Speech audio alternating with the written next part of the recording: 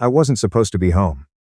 My shift got pulled at 6 a.m. because the ER census had dropped overnight, and administration needed to cut overtime hours. 3 years working emergency medicine at Providence Memorial. And I still caught the short straw when they needed to trim costs. I could have gone to the gym. I could have eaten somewhere quiet and read something I'd been putting off for months. Instead, I texted Nicole. Got cut early heading home, and drove the 20 minutes back to our house in Hillsborough. She didn't read it. I figured she was sleeping in. She'd had a late night. She'd mentioned something about a work thing running long. I pulled into the garage, let the door close behind me. The house was still. I set my keys on the counter. That's when I heard it. Movement upstairs. In the bedroom we'd shared for 3 years. In the bed we'd bought together at a pottery barn. In Portland the summer we got married. I stood at the bottom of the stairs. For maybe 4 seconds. 4 seconds is a long time in an ER. You can make a call that saves someone's life in 4 seconds if you've done this work long enough. So I stood there, and my brain ran through every explanation it could generate. Nicole on a phone call. Nicole with the TV running. Nicole doing anything other than what my gut already understood. My gut was right. The bedroom door was half open. I pushed it the rest of the way. My wife was in our bed. My twin brother Caden was with her. They didn't hear me. I stood there long enough that there was no misreading what I was seeing. Long enough that every part of my brain had time to process and confirm.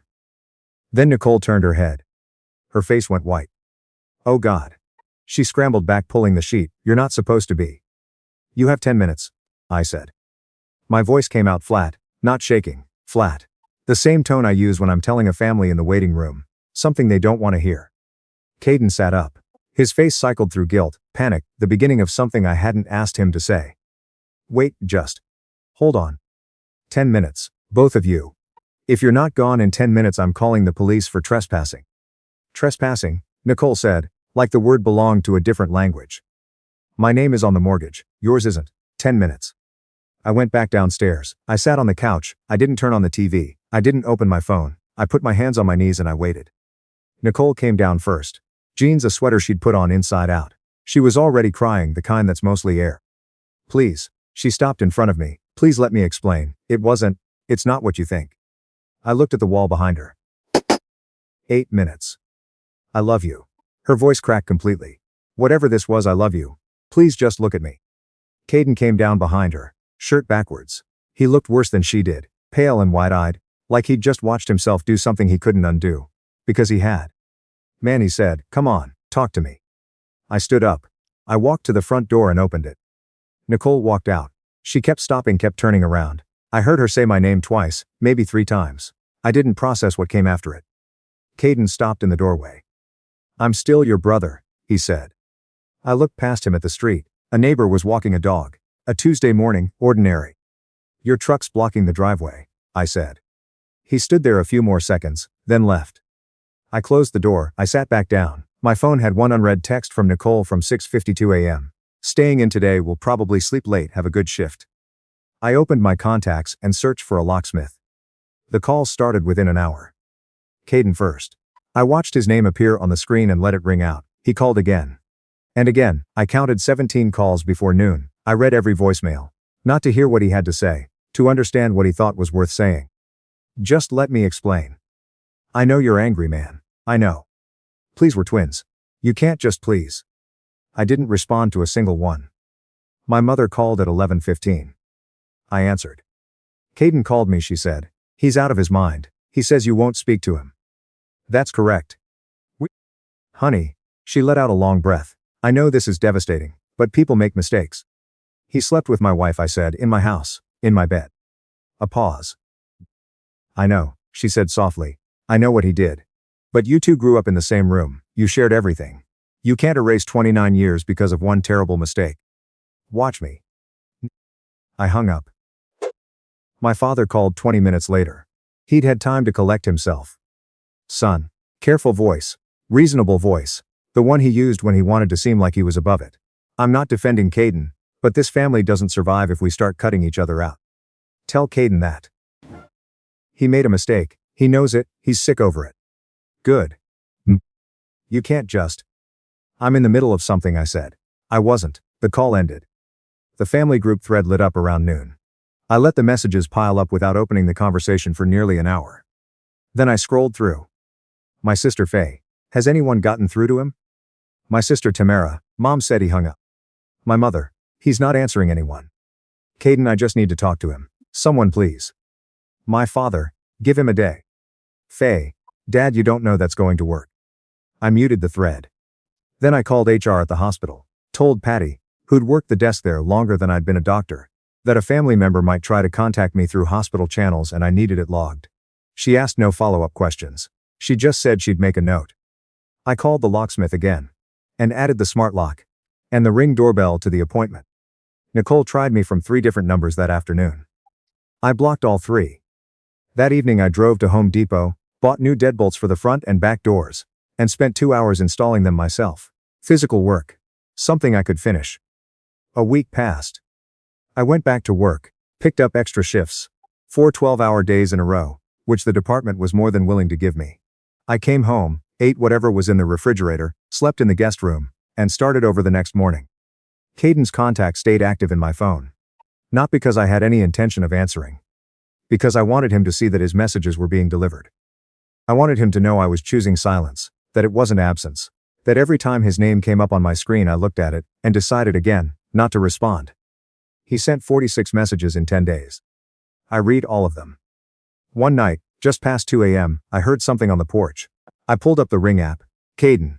Standing on my front steps in a jacket that wasn't warm enough for a 40-degree night in Hillsboro. He rang the bell once, waited, rang it again. Then he sat down on the top step and put his face in his hands.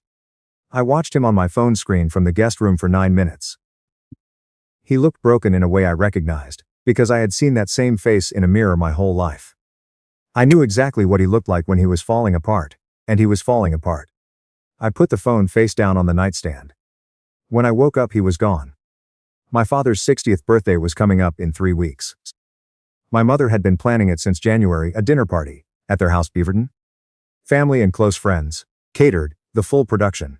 She'd asked me about it back in December, and I'd said of course. She brought it up now, with a different kind of asking. Please, she said, you don't have to talk to Caden, you don't have to forgive anyone. Just be there for your father, just come to dinner. Will Caden be there? Pause. He's our son, my father said. Then I won't be there. You're asking us to choose between our children. You already made that choice, I said. You made it when you started calling what he did a mistake. I hung up. Then 40 minutes later, I called back. Not because I had changed my mind. Because I needed to see it in person. I needed to sit in the same room as my family. Watch how they moved around Caden. Watch what they did. When they thought there was a chance everything might be okay again. I needed to confirm what I already knew before I closed the door for good. I'll come, I said when my mother picked up. She exhaled like she'd been holding air in her lungs for 3 weeks straight. Really? 7 o'clock. Come earlier if you want. 7, said. I arrived at 7:02. I parked on the street because the driveway was full. My aunt's SUV Tamara's car Faye's hatchback. I sat for a moment and watched the lit windows.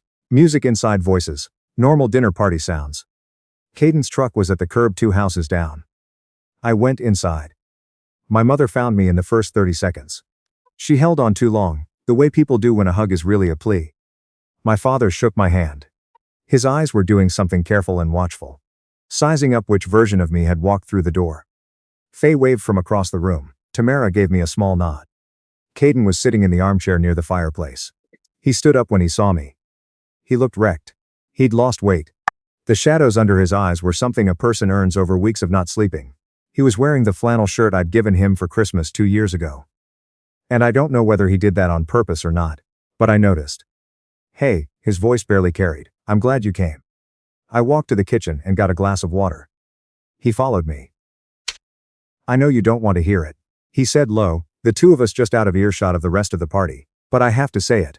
I'm sorry. I don't have an excuse. There is no version of this where I wasn't completely, entirely wrong, and I know that. I drank some water. You're my twin, he said. You're supposed to be the person closest to me in this world, and his voice broke on the next part. I know I can't fix it. I know that. But I'm asking you, I'm begging you, tell me what to do. Tell me anything. I looked over his shoulder at the kitchen counter. My mother had put out a cheese board with 3 kinds of crackers. And a small jar of fig jam. Can you hand me that? I said, nodding toward it. Caden just stared at me. I reached past him and picked it up myself. We moved to the dining room for dinner. My mother had cooked seriously. Brisket, roasted fingerling potatoes, green beans, dinner rolls. My father sat at the head. I sat at the far end. Caden sat directly across from me, which I suspect someone arranged deliberately.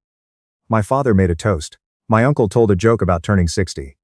My aunt mentioned a trip she was planning. Conversation moved around the table the way it does at dinners, where everyone has agreed not to say the thing that's actually in the room. Caden kept looking at me. Faye leaned over at some point. "You okay?" "Fine," I said. "I just want you to know I don't think." "Faye," my father's voice came across the table firm. "Not tonight." She sat back. My mother tried a few minutes later. "Remember that birthday at the lake house? Caden talked you into jumping off the dock at midnight. You both came back soaking wet, and your grandmother nearly had a heart attack." She laughed, the forced kind. "I remember," I said. She waited. I cut into my brisket. Caden put his fork down, both hands flat on the table. "Say something," he said quietly. "Just to me, anything. You've talked to everyone in this room tonight except me. Just say one thing." I reached for the bread basket. It was slightly out of reach, so I stood briefly, grabbed it, sat back down. Caden's jaw tightened. "This is it?" His voice was low but straining at the edges. "You're just going to sit there and act like I'm not here? I've called you. I've shown up at your house. I've apologized in every way I know how. I'm right here." My father said his name in warning. "No." Caden's hands pressed harder into the table. "He's been sitting here for an hour pretending I don't exist. I deserve one word. One." My aunt examined her plate. My uncle found his water glass suddenly very interesting. I looked at Caden. Really looked at him this time. Not past him, not through him. The face that was a version of my own face. The eyes I'd seen in every mirror and photograph for 29 years. I held his gaze for 5 full seconds. Then I looked back at my dinner. And kept eating. The sound that came out of him was quiet. Almost nothing. An exhale with no breath left in it. My mother started to stand. "Maybe we should." "I want to say something," I said. The table went still. I set my fork and knife down parallel on the plate. I looked around the room, both parents, my sisters, my aunt and uncle, 2 cousins, and Caden. "I came tonight to confirm something," I said. "Not to forgive. Not to give anyone peace of mind. I came because I needed to see for myself what this family looks like when it has to choose." My father started. I kept talking. "You invited him. I didn't use his name. Knowing what he did.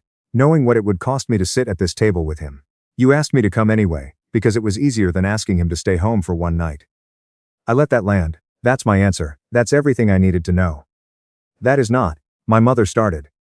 "I'm going to leave now," I said. "I won't be coming back." I stood. I picked up my jacket. Caden was on his feet. "Don't. Please, just stay, we can figure this out, just don't go." I walked to the front door. Tamara called after me. Faye said please in a voice that was barely a voice at all. My father said something about the door. I opened it. Cold air, the porch light, the ordinary neighborhood quiet of a Tuesday in March. I walked to my car. I drove home. On the freeway my phone lit up on the passenger seat. Calls stacking, one after another. I let them come. I put the phone in the cup holder face down and watched the road. When I got home I sat at the kitchen table for a while and didn't do anything. Then I went through my contacts one by one and blocked my parents. Blocked Faye. Blocked Tamara. My aunt. My cousins. All of it. Caden I left for last. I typed a message and sent it to every number I still had access to. A single group thread that took me close to an hour to write and rewrite. This is the last message any of you will get from me. I'm not asking you to agree with my decision or understand it. You made your choices. Every time you called what he did a mistake, every time you asked me to be the bigger person. Every time you put me in the same room with him, and expected me to perform something I didn't feel. I'm done performing. Don't call. Don't write. Don't come to my house. We're finished. I sent it. Then I blocked Caden. The next morning I called my carrier, and changed my number. 6 months went by. I heard through a mutual friend. One of the few people who knew enough of the story to tell me anything. That Caden had been showing up at Nicole's apartment. He'd convinced himself that what happened between them was the beginning of something. That if they were together, it would mean his betrayal had been worth something. She had rejected him, clearly, and more than once. He kept showing up. She eventually got a restraining order. The mutual friend also told me. My parents were fighting constantly. My father blamed my mother for making Caden feel protected, for pushing me toward the door. My mother blamed my father for never making Caden face real consequences when they were growing up. And this was just the oldest problem. finally matured. Faye and Tamara had mostly stopped speaking to Caden. Not out of loyalty to me, I assumed, but because his behavior had become something they couldn't rationalize anymore. I filed for divorce. Nicole didn't contest it. The process took 4 months and cost me just under $11,000 in attorney fees. My lawyer was efficient. By late summer it was done. I sold the house in Hillsborough. I'd built enough equity over 3 years that the sale left me in a stable position. I moved downtown into an apartment with a view of the Willamette and a front desk staff that learned my face within the first week. No garage, smaller square footage, a balcony I used most mornings. I kept working. ER medicine has a way of making every other problem temporary. People come through those doors in the worst moments of their lives. And for the hours you're there, that becomes the whole world. I found something steady in that. One Saturday at a farmer's market 2 blocks from my building, I ran into a woman named Raina. We'd overlapped during residency years ago at different hospitals, had coffee at a conference once, kept the vague kind of contact that happens when 2 people almost become friends, and then life moves them in separate directions. She'd relocated to Portland to take a hospitalist position at OHSU. I was buying coffee. She was looking at heirloom tomatoes. We said hello and ended up walking the entire market together, talking for an hour and 40 minutes before either of us noticed how long it had been. She gave me her number at the corner, where our building split off in different directions. I texted her that same night. About a year after that Tuesday morning in Hillsborough, I was on my balcony with coffee, watching the early light move across the river. My phone was on the table face up. That was something I'd stopped doing for a while and had started doing again. I thought about Caden. I thought about my parents growing old somewhere in Beaverton. About Faye and Tamara caught in the wreckage of choices none of them had made.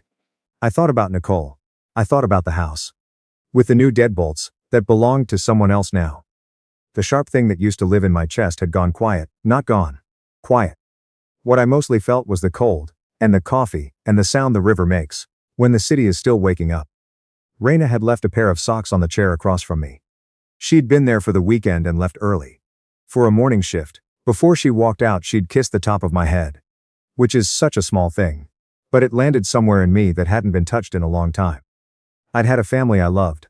I'd had a marriage I believed in, and a twin brother, who was the person I was closest to in the world. So I'd had parents who I thought would always know the difference between what was right and what was comfortable. None of those things were what I thought they were. But here is what I know now, a year out, sitting with my coffee on a balcony I chose for myself. The silence that fills in behind you when you walk away isn't emptiness. It's space. Room you can actually use. Room for something built on purpose. Nobody who needed me to stay would understand that. I finished my coffee, went inside and got ready for work.